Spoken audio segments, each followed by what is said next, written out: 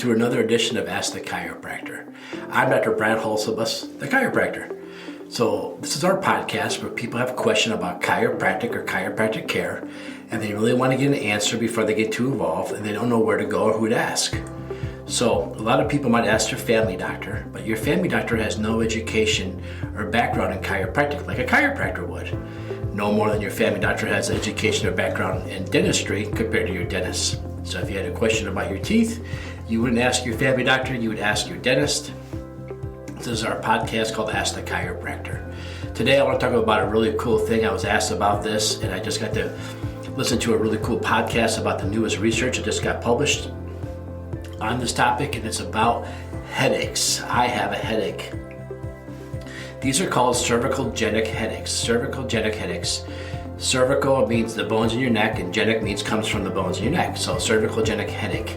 Can chiropractic help a cervicogenic headache? Great question. I'm glad you was asked. So let's talk about a cervicogenic headache first. A cervicogenic headache is a really unique headache. They're not slight headaches. They're pretty aggressive headaches. You will definitely not want to keep working and doing what you're doing because your head's getting really getting to you. It also kind of stems like from the eyes and up that area. It feels like a point. It could be one side, usually one side. And what happens is you also have sharp pain in your shoulder. Like you have these knots in your shoulder blades, this upper back area. A lot of times I'll describe it like a knuckle from the inside trying to dig its way out. That's kind of how it feels in there, called achy. The other unique thing about these headaches are they tend to kick on about the same time of the day. Like every day I go to work and around 11 o'clock, I got a headache again. It gets worse as the day goes on. You know, I come to work, I feel fine, but by 11 it's always there. And it's a pattern to when you're getting these. The reason this happens is because these headaches are caused by your posture. It's caused by hunching over, your shoulders forward and your head out. And it puts pressure in your neck and some of those nerves and mechanical receptors inside your neck, your cervical area of your spine. And this is what creates the headaches.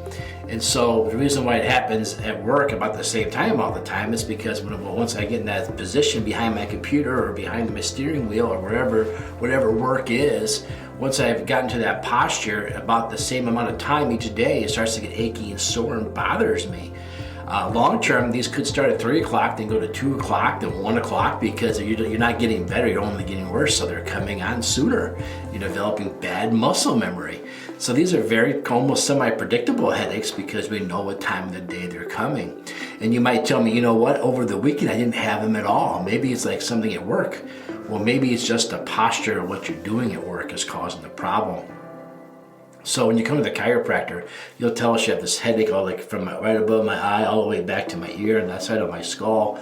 You'll tell us that you get some, I'll lay you down and I'll feel some trigger points on your shoulder blade area, right above your shoulder blade, next to your shoulder blade. I'll put my finger there and I'll say, ooh, does that hurt? And you're like, ow. And I'm like, I'll dig my finger and I'll say, when I dig my finger and I'll mention this, I'll tell you, I bet this feels great and awful. And people usually say yes. So usually what we do on these patients is first of all, we'll take some x-rays and want to verify what we're saying. And we'll usually see some upper neck, the C1, C2, we'll see some misalignments there. But what we'll really see is on the sideways view of your neck, we'll see a very straight neck, like a military neck, or worse, your head sticking way out, what we call forward head posture, when your chin's sticking way out over your sternum, when it should be right above your sternum, nice and tall. But people go down forward like this and they increase that pressure. We'll look at your your thoracic area where your ribs are, and we'll see that you have rotating of your shoulders forward, and we'll see you have a little bit of that hunching going on. This all comes from that really, really bad posture. From there, we'll give you a very specific chiropractic adjustment based on our findings, both on the way you turn, you move, you bend, what we feel, and what the x-rays show us. And so we'll give you a few adjustments in that area, try to loosen you up first. That's always step one. Got to loosen you up, got to get rid of those areas that are stuck, that are fixated, that have bad muscle memory. We have to start to retrain and refocus that area. Now, once we get that accomplished, once you're moving better, your range of motion's better, you still start to get some relief. but you're still going to be sore, you're still going to be tender. So the next thing we have to do is we have to maybe work on the soft tissue itself. Sometimes we refer you to a massage therapist. Sometimes we give you some at-home exercises to work on, trying to break up some of that soft tissue. You see, when the soft tissue, the muscle area, when that's inflamed tissue gets sticky. Sticky makes knots. Knots make more inflammation, which makes it, of course, more inflammation makes it more sticky, which makes more knots. So we have to break this vicious cycle, because you're going to keep doing the same thing at work. It's really hard to break that cycle without introducing something new. So you can either take away or add something new. Well, you're probably not going to quit your job, and the odds are, if you get a new job, it's going to have probably similar posture. So we're not going to walk away from our job. What we're going to do instead of that is we're going to add more. So I always talk about the idea that sometimes your work posture is bad. So it's like your posture is so bad, and when you're sitting there, no matter how you do it, you're losing $5 a day. So as a chiropractor, I'm not really going to spend a lot of time on making you stop losing $5 a day with your bad posture. Bad posture is negative $5 a day. Instead, what we're going to talk about is we're talking about how to make an extra $10, right?